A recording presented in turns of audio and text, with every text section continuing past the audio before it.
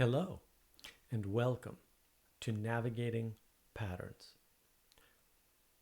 What I'd like to do here is continue my slideshow presentation on making sense of the models I think people are using in the world today to understand things. So this is my third in this series, and hopefully we're getting closer to the end of the model, but we're not quite there yet. We're going to add some hopefully interesting components. So just a reminder, now what we're doing here is understanding models that people are using to explain their actions in the world and maybe start up conversations and get some common language, common understanding so that we can improve these models for ourselves and others. Now these are my definitions. If you like my definitions, feel free to use them. If you don't like my definitions, scrap them. Or better yet, use my definitions, modify them, to suit your own needs. And that'll be an easier way for everybody to get what they need out of this, which is real understanding and to be able to start conversations. So I'd just like to go over our previous model, right? We still have the problems of sort of you at the top and you're like this big thing and it's very egoic and it doesn't give us a proper relationship. We added perspective, so we have the possibility of improving our relationship. And this is sort of tied up in when you have a second perspective to adopt, or you have some place to discuss common values and maybe adopt other people's perspectives, or at least understand other people's perspectives, then we can sort of put ourselves in a better relationship to these other items in the triangle. So just to go over where we left off last time in a little bit more detail. So last time we have all the components there, right? We've got the you, we've got connections, we've got common ground, right? Or common good rather. We've got people, we've got a shared frame, we've added that perspective. So we're in a good place to move forward from here. And so what does moving forward look like? Well, the big thing I think that needs to happen is this triangle needs to change drastically. And we're not actually manipulating the components much here, but we are adding a few concepts and changing up, as always, a few words to help fix things. So you can see we're dealing with people, common good, and you, right? We've got our perspective. What we're going to do is we're going to move to a model where, first of all, the common good is at the top. Not you, the common good. We should all be striving, looking towards aiming at the common good. And what we've added here is orientation. So we've moved the triangle just a little bit, right? We now have effectively a hierarchy, a very simple hierarchy. But to Jordan Peterson's point, hierarchies are older than trees. We're not going to be avoiding them anytime soon. They're sort of part of nature. We're part of nature. We're going to have to get over that. You are at the bottom. You're a little smaller. The arrows are doubled up. And we've changed people to humans. And hopefully we can include ourselves in the set of humans and understand that other people do things and sometimes they're not right. And that's very human of them. And because we're humans, we do things. Sometimes they're not right. And that's very human of us. And this concept that was really given to me, gifted to me by a close friend is really powerful, right? Because what we're talking about here is something like the ability to extend grace to yourself and to others in the recognition that there's a commonality between you and people, which is we're all humans. All humans. Other people are humans. We're humans. So we have shared qualities. And the addition of orientation allows us to engage more seriously with what we need to move towards, which is this back and forth, this double arrowhead relationship with everything, where we're giving feedback and we're getting feedback. Very important. We're sort of feeding back into the common good, and the common good is informing us. No, you're too far this way, too far that way. We're feeding into other humans. They're feeding back to us. This goes back into this distributed cognition, this cognitive outsourcing that we're doing around sanity.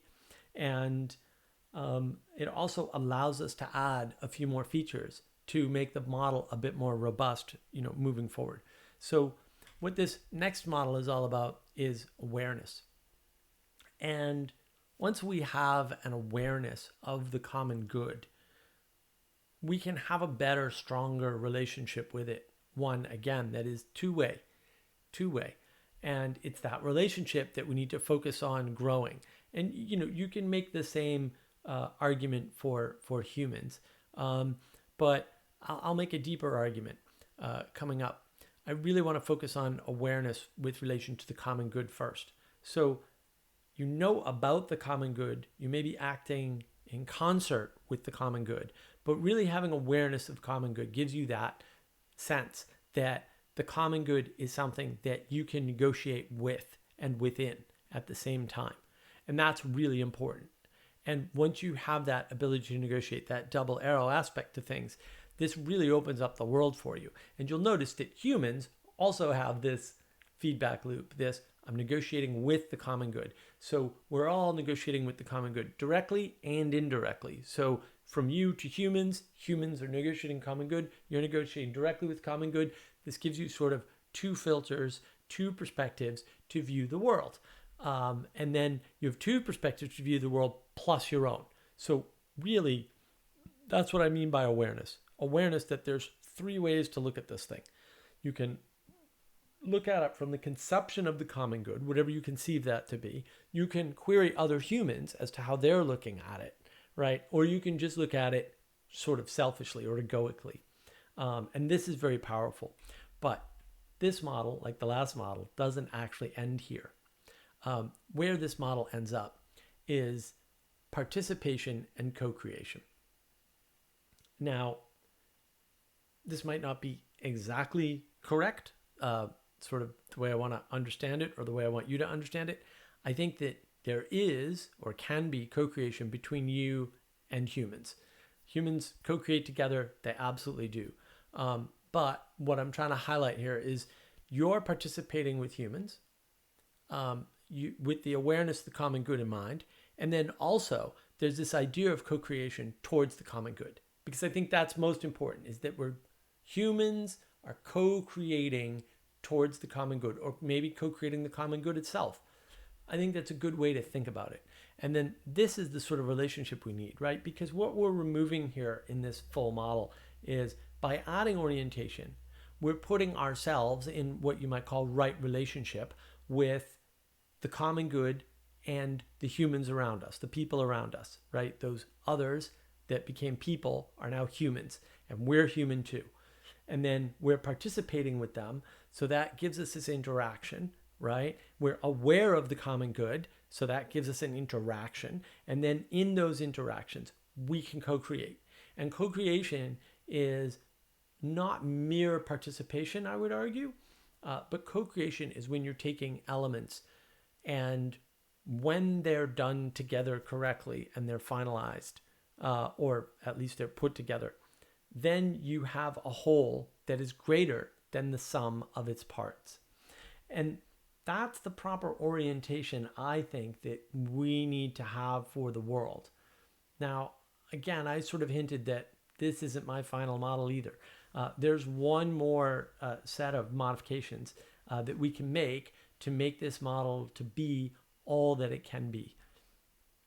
And, I really want you to sit with these models and not rush through them, and take them seriously. Maybe ponder them overnight before moving on to the next model, because I think it's important. What we're trying to do is foster conversation and common vocabulary that we can use with common definitions. And I'll go into why it's definitions and not meaning. in another video, and really sit with the idea of how we are situated in the world relative to all the other human beings, which we are a part of, and that concept of a common good. This is really where the rubber meets the road, by taking you off the top of that triangle, off the top of that pyramid, and turning the pyramid a little bit. It really makes a difference in your outlook on life. And now that you have perspective and you add awareness, now you can have more perspective. That perspective can be richer and can give you feedback. That's what awareness helps you to do. It's not, you don't just get awareness and then the feedback happens, but once you have this orientation and you start participating in that co-creation with the humans to create the common good, I think that's when you get a sense for your right relationship, your proper place in this structure. And I'm just going to, again, reiterate, take it slow. We're moving through these models. Different people are at different places. And so you want to meet them where they're at. If they're still stuck with you and others and politics, you've got to get them at least to stop othering and start peopling. Otherwise, they're never going to get unstuck. They're always going to be in that line of force as a way of resolving conflict. And there's always going to be conflicts because no one agrees with you on every issue. You're going to be on the wrong side of some of those conflicts, and that's not pleasant. And politics, as I went over in my first video, it doesn't work, right?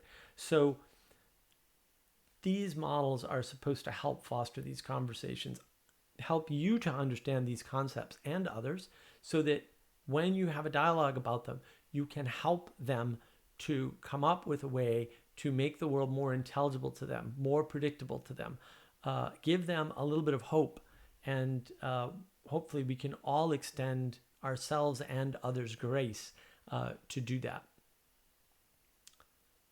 I hope you found this helpful.